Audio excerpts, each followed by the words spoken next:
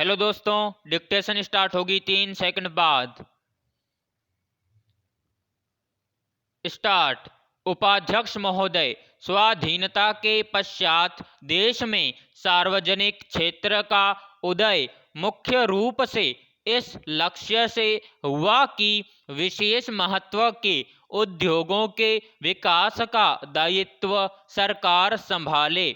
उसी नीति के आधार पर गत 2 दशक में अनेक महत्वपूर्ण क्षेत्रों से सरकार ने प्रवेश किया, लेकिन सरकारी क्षेत्र के विस्तार से केंद्रीयकरण तथा एकाधिकार प्रवृत्तियों में न कमी हुई और न वृद्धि हुई है।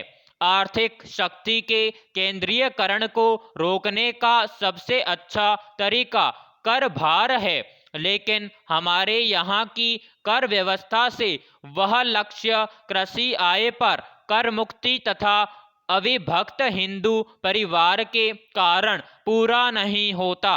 लोग कर बचाने के लिए इन दो मुख्य स्थितियों की शरण लेकर कर बचा लेते हैं। इस संदर्भ में एक बात और भी ध्यान में रखी जानी चाहिए कि आय में जो असमानताएं हैं उसे केवल ऊपर वालों की गर्दन काटने से ही समाप्त नहीं होगी।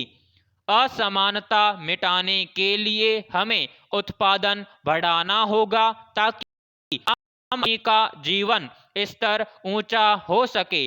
अमेरिका एक पूंजीवादी देश होकर भी वहां आय की असमानताएं इतनी नहीं है जितनी हमारे यहाँ है।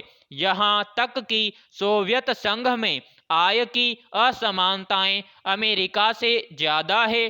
भारत में सरकारी क्षेत्र को लीजिए, एक छोटे चपरासी को 500 रुपये मासिक मिलता है और सरकारी उद्योग के प्रमुख प्रबंधक को 10,000 रुपये मिलते हैं। इस प्रकार सरकारी क्षेत्र में ही यह अंतर 20 गुना है, जबकि निजी क्षेत्र में तो यह अंतर सैकड़ों गुना तक है। लेकिन अमेरिका में यह अंतर 10 से 15 गुना से ज़्यादा नहीं है। पैराग्राफ। सरकारी क्षेत्र के विस्तार ने निश्चित रूप से आर्थिक शक्ति के केंद्रीयकरण और एकाधिकार की प्रवृत्तियों के विरुद्ध एक विकल्प प्रस्तुत किया है, लेकिन यह विकल्प इतना शक्तिशाली नहीं बन पाया है कि केंद्रीयकरण और एकाधिकार की प्रवृत्तियों को समाप्त कर दे। राष्ट्र के 3500 करोड़ रुपये के विनियोग सरकारी क्षेत्र में करके भी हम उस विनियोग से इतने लाभ एवं परिणाम नहीं प्राप्त कर सकते हैं जितने हमें प्राप्त प्रबंध का अभाव तथा लोगों में कठिन परिश्रम करने की नैतिक भावना की कमी। आज चारों ओर भ्रष्टाचार का बोलबाला है। छोटे से कर्मचारी से लेकर बड़े बड़े अफसरों तक में यह भ्रष्टाचार फैला हुआ है।